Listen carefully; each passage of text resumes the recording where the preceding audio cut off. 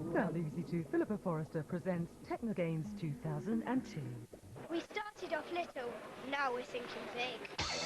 The biggest and the best in cybersports are revving up and getting ready for action.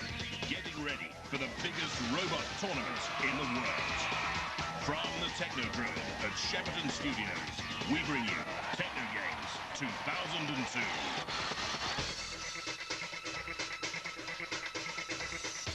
It's year 3 for Techno Games, and they're bigger and better than ever. Coming up on today's show, we go poolside for some aquatic adventures with the robotic swimmers. There's thundering action from the heavyweight sprints. We've got a brand new event for you, the rugby penalty kick. She's back, Skeletron is on the ropes again. We'll have all the thrills from the nail-biting assault course, plus the spills from the robo-cycling. But before the competition began, it was the crowd favourite, Skeletron, who opened this year's Techno Games. Twice a gold medalist in the natural rope climb and voted best overall robot in the very first year, she arrived in style in her very own custom-built car. Joined by reigning Nesta Prize winner, the lightweight sprinter Scuffle, who triggered the ignition button to officially declare Techno Games 2002 open for competition. And after Skeletron had left the building, the first event today was the swimming, one of the most fiercely contested events. Here's how K9000 came through as gold medalist last year. K9000 from Northern Ireland against Harrow School's Calypso. And it's the Irish who are just showing in front. It's going to be very, very close indeed. Calypso trying to spurt at the end, but it's K9000 surely. This year, over 151 entrants were whittled down in the qualifiers to the 45 who made it to the Games. Andy Collins took a look at the course before the bathing beauties put on their Speedos. It's time now for our robots to sink, swim, or just paddle around in a circle until their batteries run out. For this is the swimming event. Now, what our robots have to do is cover 25 metres here in our pool. The two fastest robots will go through to our next round later on in the Games. So there's everything to play for. Time now to meet the teams. So let's go over to Barry. So in lane 1 we have Gigasaurus, which costs £65 to build. Father and son team here, and Joel's friend Ben, and they're a first-time entrant. Turn Turtle, they're back for a second year. It's a teacher and 2 pupils here from Queen's College, Taunton. And they also took 6 weeks to build their robot. RoboDuck is the Davis family, complete father, son and daughter. Theirs cost £120 to build. Lane 4 with a record of 40 seconds for the 25 metres. Buoyant, another father, son and friend team.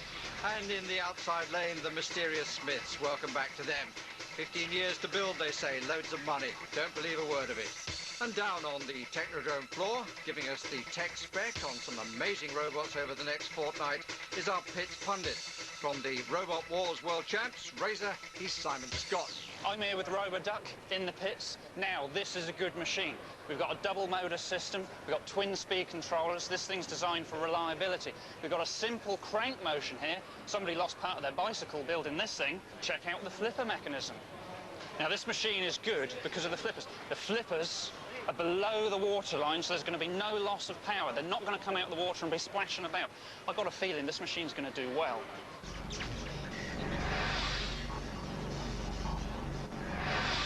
So Gigasaurus in lane 1, Turn Turtle in 2, RoboDuck 3 in the middle, Buoyant, and then Stealth Stingray on the right as we look now. And Gigasaurus makes a great start to the first event in this year's Techno Games, but it stopped almost as soon as it started.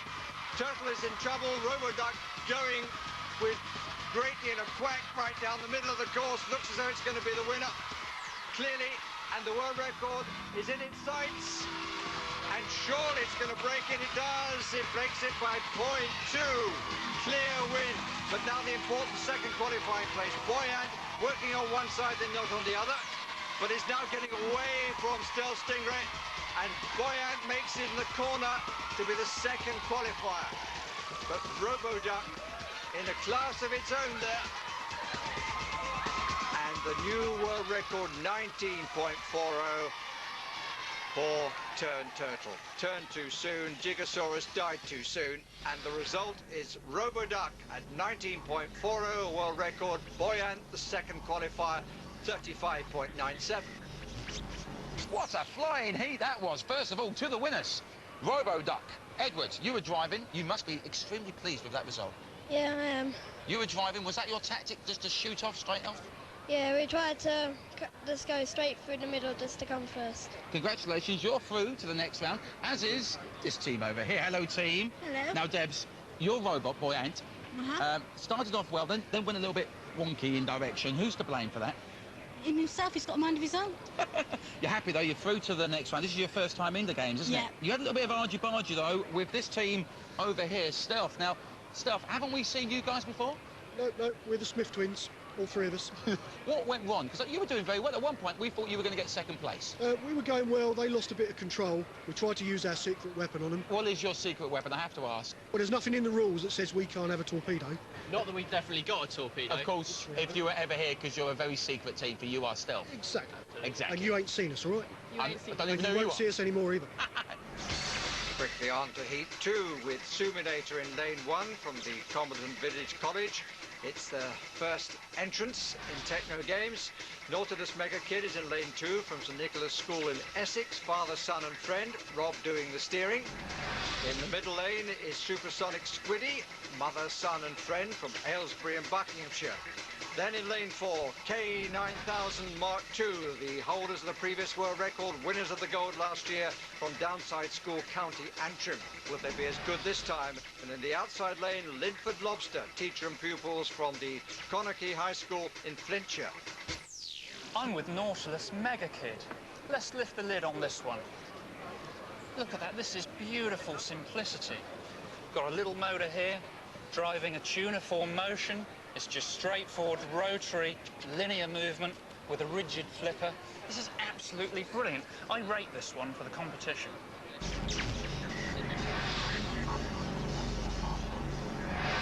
So K9000 not the favourite this time. Team, stand by to compete. Suminator, Nautilus Mega Kid, Supersonic Squiddy, K9000, Linford Lobster. And it's Nautilus Mega Kid that gets away. Linford Lobster's no Linford Christie. It's Nautilus Mega Kid is taken over in lane 1 and is clear of the rest of the field. K9000 and Supersonic Squiddy battling for second place, but we're looking here at the winner. K9000 seems to be getting slightly away, but not much in it. Looking underwater, Nautilus Mega Kid comes in 31.19. And K9000 does get away from Supersonic Squiddy.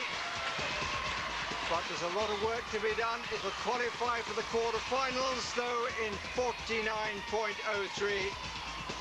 Supersonic Squiddy, the second to fail completely, but Linford Lobster still going.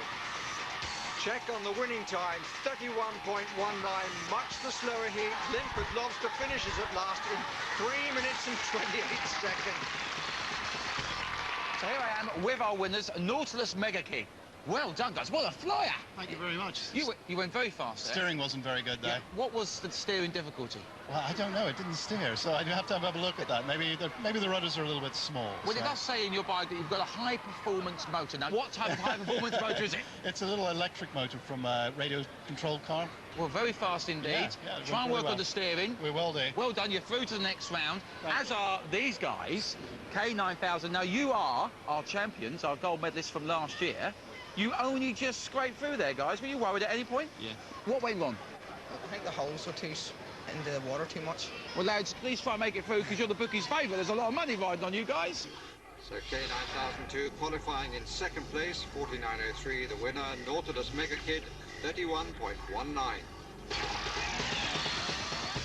So what about that then, guys? I thought Robo-Duck won because he just went in a straight line, but no, it was better than that. He smashed through a world record as well. That was quite incredible, really. I was very surprised. And what was really interesting about that race was the simplicity of Robo-Duck, because it had just one crank in there and one simple flipper, whereas Turn Turtle had 4 cranks and 4 paddles. So it was quite interesting that the much more simple one carried the day. And then what about in the second race? Well, I was very disappointed by that because I was rather hoping that the Lobster would do much better, but it was a little over complex, I think, for a first time out, whereas the winner was the one that used his wife's clothes prop and bits of ducting from a tumbler dryer and bits of bike to make it work. Thanks, guys. And there'll be more swimmer heats coming up on Wednesday and Thursday before the finals next week. Now, our next action for you tonight is live from the Monster Truck Rally of the Games, because today is the day the heavyweight sprinters roll into the Technodrome. This is how this explosive event looked last year. They're coming towards the 15-metre mark, and still nothing in it, but problems here for Ulysses, who comes across, and now Tecumseh comes across almost a block, and I think that Ulysses is going to make it that telling stride in the end, and it's finishing with some style here. Ulysses, the winner. And we can now go down to Andy, who's having a look at this event for us. So, Andy, the heavyweight sprint is your event, isn't it, mate? Unfortunately, Philippa, I'm underweight. I only weigh in at 8 stone, which unfortunately is just not heavy enough. Cheeky. Scuttle Senior. We know from last game's round that Scuttle Junior, the little one, was super fast. Is the big boy just as quick? Nearly, if it doesn't fall apart. It's a very powerful machine, and if things go wrong, it will explode probably. Really? Thank you for telling me that. Are you a wee bit nervous? Because you are up against Scuttle. We couldn't got a worse draw if we tried. we just couldn't, but we'll do our very best, and we'll show them how to walk. Well, you never know. You should make the end okay. You should make the end. You never know. You might beat him.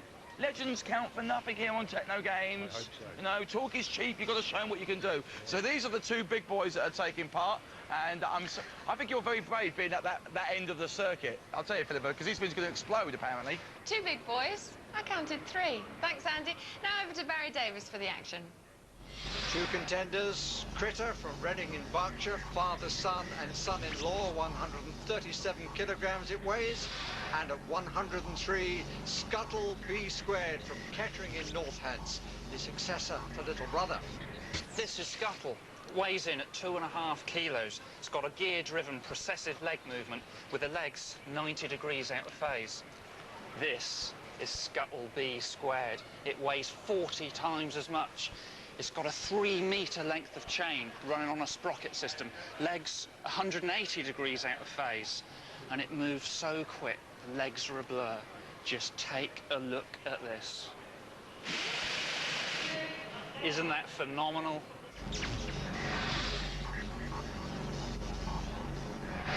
Will the phenomenon win? That's the question. Team, stand by to Franklin's look pretty confident. The owners of Critter, not so sure. And away goes Scuttle B Squared, just like younger brother. Critter going very slowly, Scuttle having a few problems with steering, but it's a tremendous time, and it's got the steering right, and it's decimating the world record. Look at this, 15.19. Big brother, the same victory salute as little junior. And here comes Critter, slow, slow, quick, quick, slow. Brilliant stuff from Scuttle B Squared. Every bit as good as the kid. Over 3 minutes, and Critter determined to make it to the line. Oh no! So close, and it doesn't cross the line. Lads, it was so close until we went green light, and then...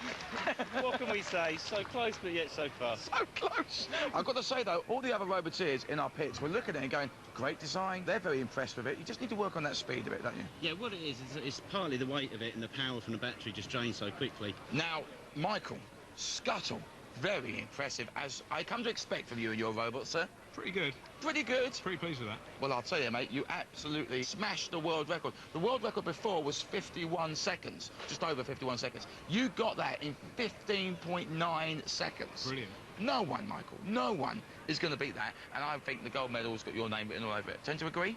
Let's hope it doesn't fall apart. Yeah, great. So Scuttle B Squared into the semi-finals with the world record, and everyone else, be warned. Critter. Aww.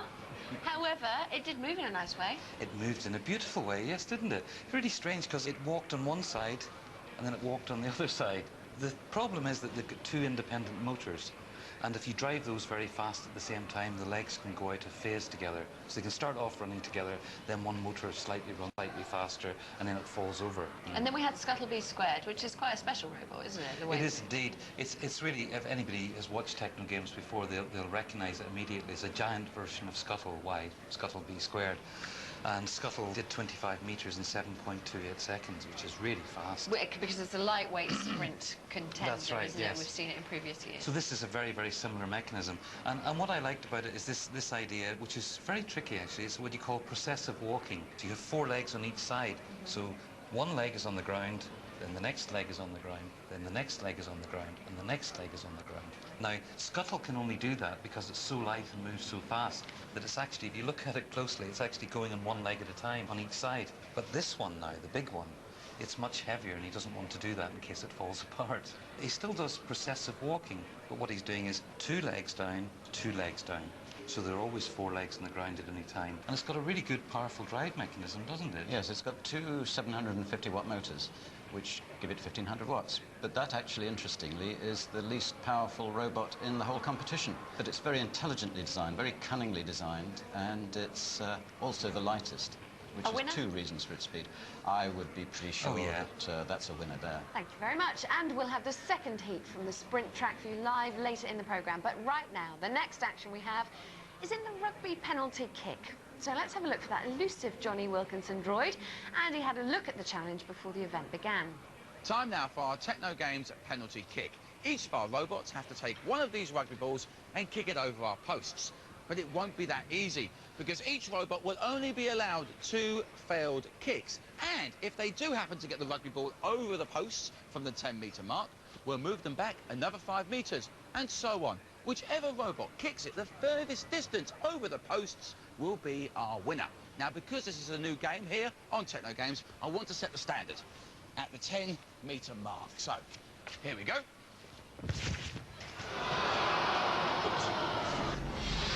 A total of 5 robots trying to do better than that human. Achilles Heel, Neil J, Cybertenic, Jake the Peg, and Kingshurst Kicker.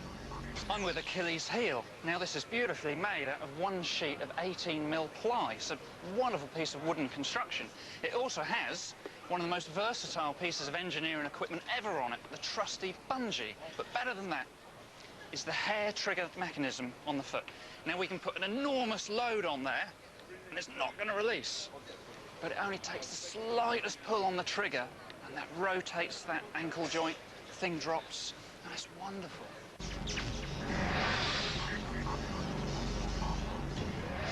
The first penalty kick. Teams, activate your machines. To say Simon has been very good at tipping winners so far. Achilles Heel. Oh, lovely clearance. Quality stuff from the team from Prudhoe Community High School in Northumberland. As a whistle, as they say. Clean. Hi, I'm Matt. This is my son Owain, who's 8 years old, and this is our robot, Neil J. Neil J is powered by a cordless screwdriver, which is attached to a rope, which is attached to a counterweight. The rope and the screwdriver and the counterweight pull the robot back. The counterweight then falls off. The actual kick is powered by 12 kilograms of weightlifting weights, which I've had in a shed for 10 years. I've never used them, and now, hopefully, they're going to come into their own. Sad to say that wasn't true of the first kick, which got nowhere fast, or high, or long.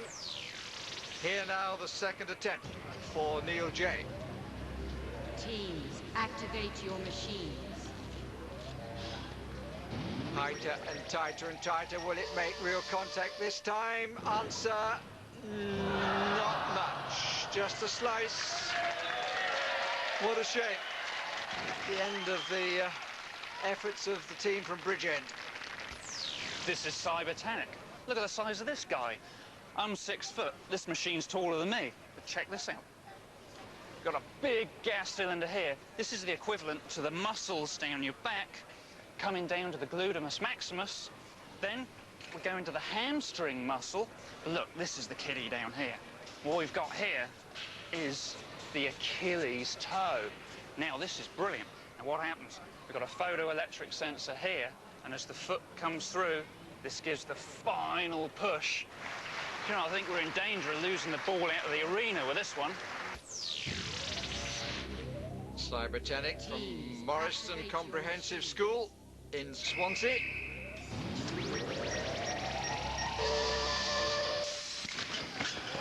Fine kick, well caught. Right underneath it, little lay back. Dropped a little shorter, I think, than Achilles' heel. Jake the Peg only had one leg. Jake the Peg only needs one leg. And what a leg we've got. Look at this. Hip joint, knee joint, ankle joint.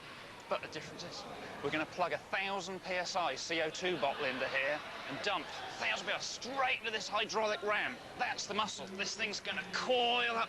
And what a kick this is going to deliver. Ian Watts, a university lecturer, the team St John the Baptist School in Sussex. He's to be found in many events. Mr. Watts, what about the kick? Oh yes indeed.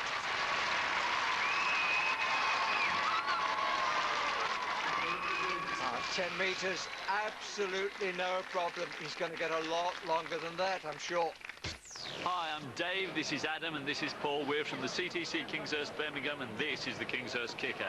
It works off 2 cylinders and a 3rd cylinder to release the leg. It is powered by CO2. We have had great kicks in practice. Oh, practice makes perfect, and the first kick was rather disappointing. Rubber kick, I think they call it. So now the second chance for Kingshurst Kicker from Birmingham.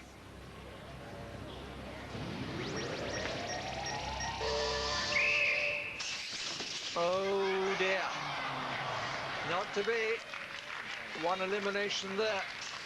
No height, and what, about 4 metres at best? So 3 left tomorrow, and they'll be starting from 15 metres and trying to get better than that. Achilles' heel, Cybertenic, Jake the Peg. So we've seen all 5 have an attempt. You're getting an idea of the strengths and weaknesses of each. What's difficult about this event? This is the first time we've seen an event like this. What's so difficult? You've got to store a lot of energy and then release it very quickly, but release it with something that doesn't need a huge amount of energy to release it. So you've got to have something which is almost like a hair trigger, releasing something which has got a lot of power in it. And that's quite tricky. I think one of the challenges, talking to the competitors who took the rules very seriously, was really trying to capture human leg-like movement. Which is, you mustn't forget, one of the essences of Techno Games is capturing Yes, that's right. movement. Well, Cybertenic actually took slow-motion video. They watched very closely what real rugby players do, and if you look at their robot carefully, you'll see that the femur, which is the bone at the top of the leg, moves actually slower than the tibia, like a human leg. But I think the other challenge is the accuracy. Yeah. I mean, how do you get a ball accurate through different distances? And that seems to be done essentially by the tilt of the ball. Thanks, guys, and we'll see who takes gold in the penalty kick tomorrow. But now it's time for something of a blue ribbon event for the Techno Games. It's the natural rope climb, and in the past it's produced our resident superstar and former gold and silver medalist, Skeletron. This is how the event looked last year. This is quite a good contest. Skeletron still, though, with the advantage, as you can see. And Kevin Pillar is still gamely chasing. But again, Skeletron so close, and this time the light goes on. And Skeletron is the winner of the rope climb. And the Tate family from Essex looking for a hat-trick with Skeletron. Winners in 2000, winners in 2001. First competition comes from Streaker from the Rydale School in Yorkshire. Hi, my name's Ray Tate, this is my brother Matt, and this is my son Christopher. We're back here for a 3rd series of Techno Games with our famous robot, Skeletron. She's powered by carbon dioxide gas, and she requires 2 radios to control her. We're back this year to try and defend our title, although it's looking a little bit tricky this year. Who knows?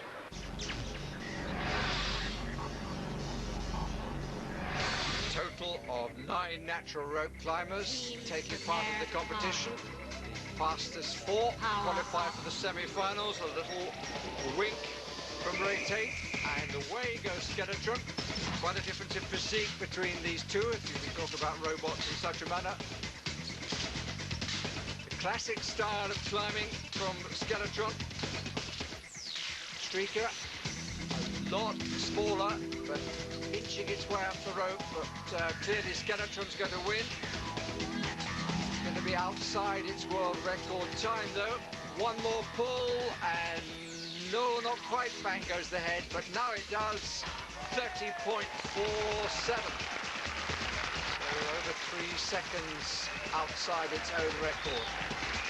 The style remains the same, as does the confidence. Good battle, though, from Streaker and its old windscreen wiper motor. Will its time be good enough to make the last four? 57.51 behind Skeletron's 30.47. So Skeletron is back and up to her old tricks. A time of 30.47. Good enough? Not for the whole contest, looking at the other robots on the stands, I mean, it seems. But it certainly beat Streaker quite easily, didn't it? But, you know, essentially what Streaker is a windscreen wiper. It's got a windscreen wiper motor in there, and they made their own cranks, but essentially it's the same as a windscreen wiper. Didn't you notice its windscreen wiper movement? Some of the robots have used microcontrollers to get them up and down, and some have used radio control to get them up and down, but this one has managed to do without such sophistication, and that counts in my book for design elegance. Thanks, guys. There'll be more robots getting rope burns on Wednesday and Friday before next week's medal clash. But a gold medal isn't the only prize worth chasing. Every robot here at the Games also has the chance to emulate Skeletron and win the Nesta Prize for the most innovative design. This year, the National Endowment for Science, Technology and the Arts will be sending the winning team off to Switzerland to visit the world's foremost robotics fair, where they can learn even more tricks of the trade. Now, if you're scared of robot world domination, you might not be too keen on the tech teams training them up for the assault course, but hey, if you're scared of robot domination, you shouldn't be watching this show at all. Andy took a look at the challenges set by this brand new event. Welcome to our all-new assault course. Now, the first thing our robots have to do is weave their way through the flags. Blue for the blue team, yellow for the yellows. Once they've got past that, they then have a choice to make. Do they either take the bridge or pick their way through our maze? Of course, that's down to, are they good enough drivers? Because that's going to be very tough indeed. After that, they then have to score a goal. Why? Because I said so. After scoring the goal, they charge through the tyres of doom. OK, they're just tyres. Once they've done that, first ones to cross the line go through to our quarter-finals. Here in the first match are the Ingalls team from High Wycombe in Buckinghamshire. I'm Ian, the team captain. This is William, my son. This is Stephanie, my wife. And this is our robot AAT. We think we're going to win the assault course as we're fast and manoeuvrable. And contesting that view are a couple of mates who come from Swanley in Kent. Hi, I'm Gareth. I'm team captain. This is me mate John. And together we built Wolf. Nice and nippy. Two wheels together like that, straight in the centre. Easy to get round those concrete blocks. We ain't going to have no trouble with this assault course. We're going to win.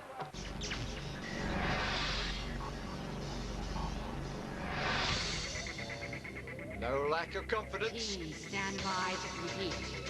AAT stands for Arnold Terminator against Wolf, and AAT off to the slightly better start here. And deciding on the ramp or the bricks, it's going to be through the bricks. Same decision made by Wolf. AAT getting slightly lost, and it's very close now. Wolf slightly in the lead. Both now have to score a goal. Just dribble it in. Both have made that, and now it's the tyres.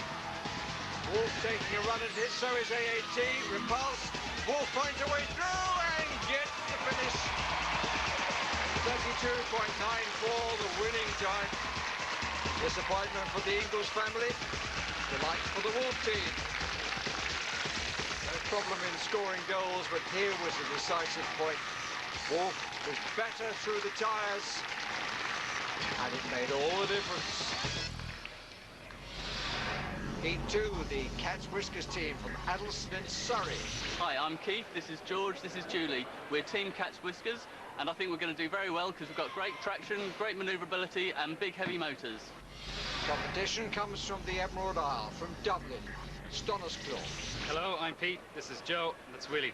This is Stonosclaw, and it's going to hammer everybody else. It's the best robot here.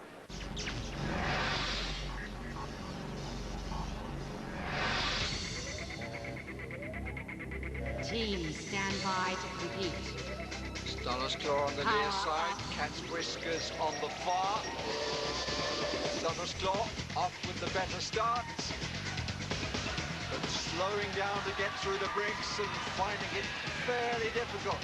Cat's Whiskers too can't get through the first part of the assault course. The Stunner's Claw's going to go for the ramp, tries to get underneath it, and now on it and over the side. Oh dear, but give him credit for trying. Cat's Whiskers trying to get through the bricks. Stunner's Claw gets the reverse gear. There's going to be a clash here. Cat's Whiskers, though, with the advantage. Stunner's Claw decides not to try the ramp again. Knocks that out of the way as well as the bricks. Cat's Whiskers is about to score if he can get himself in the correct relation to the ball. Stunner's Claw suddenly picking up speed, still has to score a goal now. It's missed, I don't believe it. He's got to go back and get the ball under control. Underneath that is the Cat's Whiskers, pushing the tyres out of the way and crossing the line. What a hilarious race. To say the Irish had a bumpy ride is a huge understatement. Everything went wrong from the moment it came off the ramp. Did go into reverse there and recover, lost an eye, and then frankly clearly couldn't see straight. In the end, Cat's Whiskers pushed the tyres out of the way and came home and left the Irish team in their misery. But look at the contrast in times, 1 minute 11.78, and that's for the winner. Wolf going through there. Fairly straightforward, really, wasn't it? Yes. What did you think? It's very dependent on how good the steering is.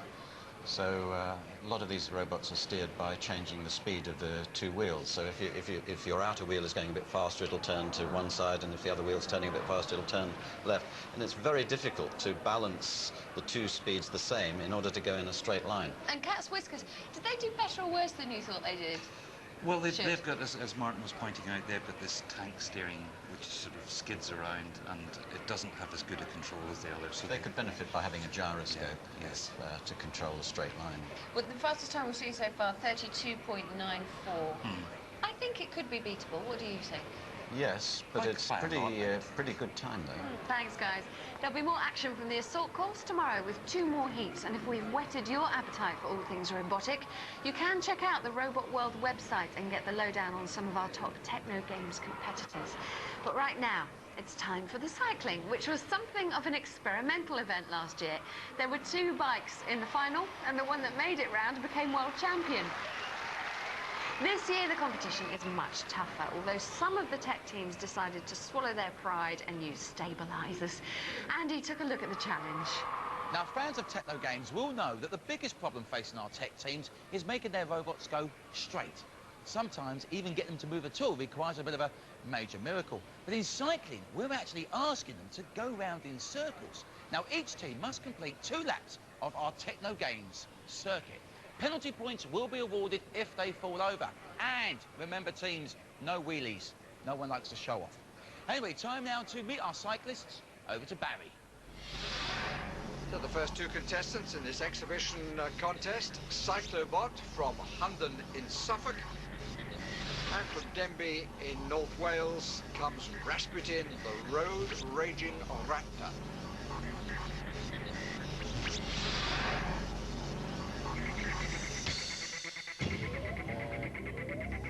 Rather expect Rasputin to go round the ragged rocks, but it's only just 2 laps of the track.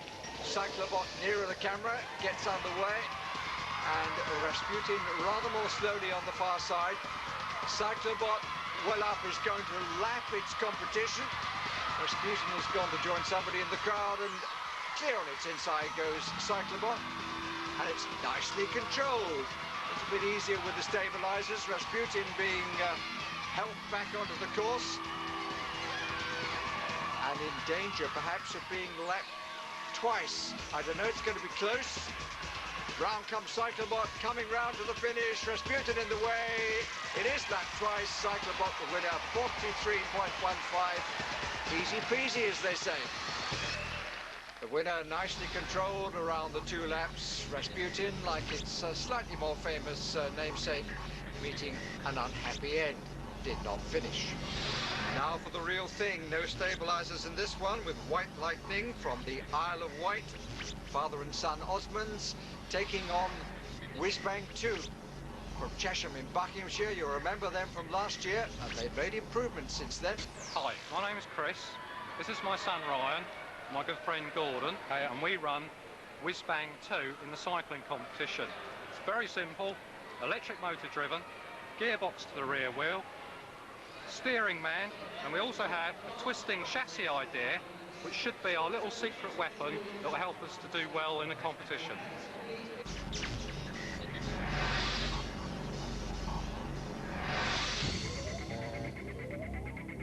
Teams stand by to compete. Power up.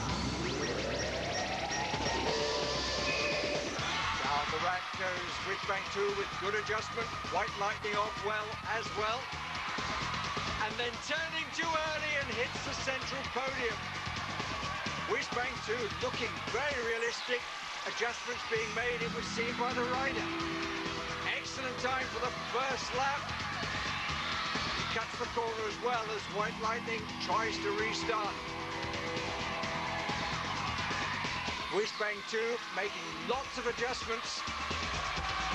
Has White Lightning made a sufficient number? No, it's going round in a circle again. And Whizbang 2 onto a very fast time here as it comes to the finishing line. And it's a new world record. And father and son Delph, young Ryan, punching the air, absolutely delighted. All the changes have worked out. They have a winner here in Whizbang 2, and they have a world record. Oh, what did you make of that? That was gorgeous.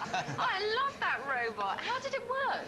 He moves the weight, so he moves the driver side to side to change the weight, and also tilts the forks of the front wheel, are tilted at the same time. But the stabilizing factor was that he's got a very, very heavy front wheel, and that creates a gyroscopic effect, which keeps it stable, and that's why it stayed upright. There were innovations in White Lightning as well. There were 2 things. One was that it had a big concrete wheel, which created the gyroscopic effect, but how he tried to steer it, which you could see failed, was that they just simply had a weight on the front, on a wheel, and the weight turned on the wheel. And so it tilted the bike, and that's how they were trying to steer it. Okay, and it failed spectacularly. Yes. Well, creative ideas are worthwhile even if they fail. Fantastic and fabulous to watch. It was. Thanks, guys. And we'll have more cycling tomorrow, plus the climax of the event live for you on Thursday. Next up, it's the second heavyweight sprint heat of the day. Scuttle B Squared won the first race, and its time of 15.19 seconds is the one these robots will be itching to beat. The machines are lumbering up to the start line, so we can go straight to Andy, who's lumbering with them. Andy, who's quickest, you or the robots? Of course it's me. I'm a natural-born athlete. Actually, Philippa, it's time to be afraid. Be very, very, very afraid, because Ulysses are on the track. Hello, lads. You scare the living daylights out of me, mainly because your robot, although quick, is a little bit uncontrollable, isn't he? We just have no steering on it, yeah. There's no steering, so you just set it off and away it goes. So why we've got a remote control, you know, I don't know why. Actually, we just started and off it goes. That's to stop it, hopefully. Hopefully. Now, what do you think your chances are? I mean, the world record now is 15.19. I mean, it's a tough record to beat. You can't beat that, can you? No. Sorry. You're facing, and I must point out, a very beautiful-looking black widow spider with 8 legs. Will it hurl you down the track? Oh, of course. It's designed to jump up and down, and we didn't know it to go in a straight line. All right. So great. I've got 2 sets of robots who can't be controlled. Maximum chaos what it calls there, won't it? It will do. Oh, dear. So we go from one nice set of legs to another. Hello, Philippa. So complimentary. I don't know how to take that. Thanks very much, Andy. Watch out for that Irish team. They're always trouble. Now, over to Barry Davis to talk us through the big race. Thanks, Philippa. Well, it's Ulysses from Dublin and Ireland, the Stonislaw team, against Black Widow from Bampton in Oxfordshire.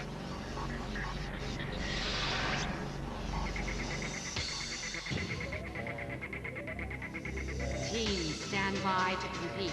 After the assault race, what should we expect now from the Dublin-based team?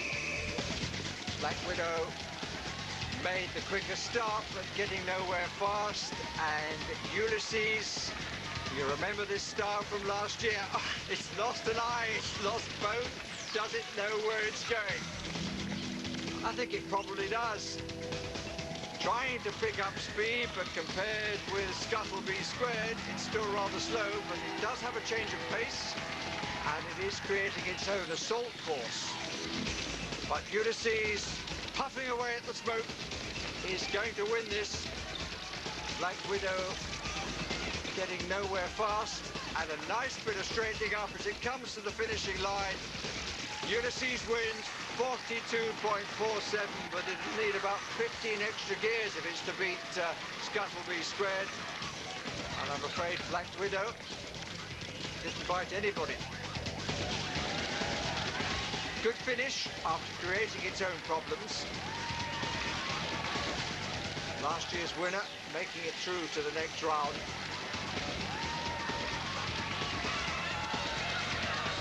Black Widow finishing eventually. But there's no danger to the flies in the Technodrome, that's for sure. Welcome to Lost Property, everybody. Who's that below? Is that yours? That's your leg, right? Who's it? This is obviously yours. Yeah. Okay. Whose are these bits? They're yours. They're yours as well, right? There you are. Just what I collect them all for you. I'll come back to you guys in a minute. It started well. Well, you know, we just lost one leg power out of the 8, so we had to slow down. Enjoyed it though? Very good fun. Yep. Will you be back next time to maybe do a little bit better? Definitely. Good. We look forward to seeing you. Let's go over here, Ulysses. You won that. Oh yeah. When you, I told you we were going to win. It went really well, and a good time as well. If it wasn't for those concrete blocks. Yeah, exactly. You're through to the semi-finals. Are you going to make any final modifications? Oh, we might put the face back on. Well, what about these bits? Where do these go? I mean, look at that. They're the shoes. They're the shoes. Yeah. Right, well, I suggest you try and put them back on. But well done, guys. You're through to the semi-finals. Well done indeed. Ulysses nearly 3 times slower than Scuttleby Squared. That'll be the one to avoid in the semi-final. I have to say, that was the best laugh I've had in absolute ages. I've never seen a Black Widow spider break dancing before. And those Irish guys, they just come up with a comedy time after time. I think they were just going to drive on luck. And they have no steering, and even if you point it in a straight line at the start, there's no guarantee it's going to still be over the straight line at the end. Okay. No remote control, just set it off with a moped engine, let it go. So in fact, we provided the steering? Yes, there's concrete blocks. That's right, concrete, it wouldn't be there. Did you think it was, it's it was a really moped jaunty, engine, wasn't was it? Yeah, petrol, that's why there was smoke coming out. And that's where because I worried when the smoke came out. It lopes along in a very jaunty way. The movement is fantastic. How about Black Widow? How does that move? Well, that's rather elegant. That's got a back axle from a car. And the interesting thing about a back axle is if you stop one wheel on one side, which they do with a handbrake, it makes the other side turn at twice the speed. So they do the steering by pulling on the handbrake on one side, and it does a sort of handbrake turn each time. So it's very difficult to steer, but it's a rather cunning idea. Thank you very much. And remember, you can cast your online vote for your favourite robot in our People's Vote. Here are the robots you can pick from today's competition. Skeletron, she's the grand old lady of Techno Games. The unbeaten world record holder for 2 years running, but she's up against some stiff competition this year. Scuttle Jr. has brought its big brother to the games this year. Can it trail a blaze like its record-breaking sibling? Watch out for it in the semis this Thursday. Tomorrow night, we'll be seeing the very first bouts of the sumo and jet-powered heats of the rocket cars. More from the assault course and the first medal action of the games in the penalty kick final. But for now, it's goodbye from the first day at the games, where last year's swimming champion, K9000, was blown out of the water by a brand new world record of 19.4 seconds from newcomer RoboDuck. Robot Evolution. Don't fear it. Watch it live from the Technodrome. Good night.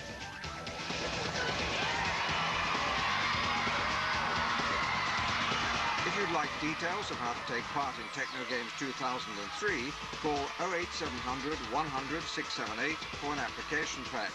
Or if you have a text phone, dial 08000 15 33 50.